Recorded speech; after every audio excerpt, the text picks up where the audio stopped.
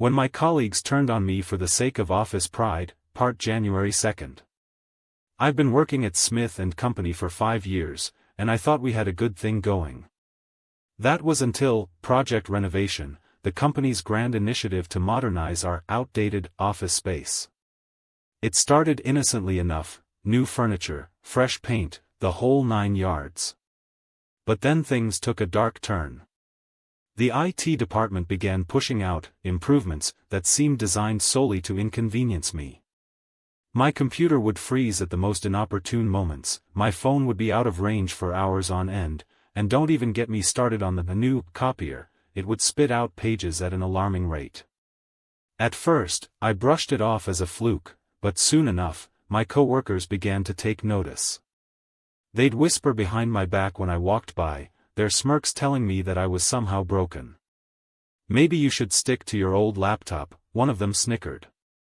I tried to brush it off, but the tension in the office had become palpable. And then, the final straw, my chair broke on a Tuesday morning. I mean, who breaks a chair? Certainly not me, that's for sure.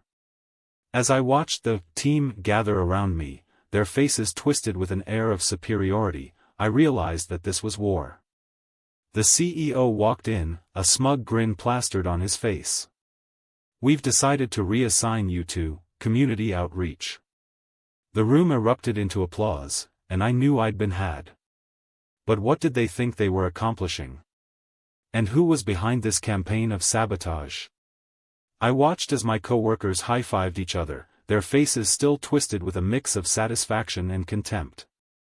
It dawned on me then that this wasn't about me, it was about them. They wanted to prove something, but what? Part 2, it took weeks for the truth to come out, but when it did, it was like the whole office had been turned upside down. The CEO's justification?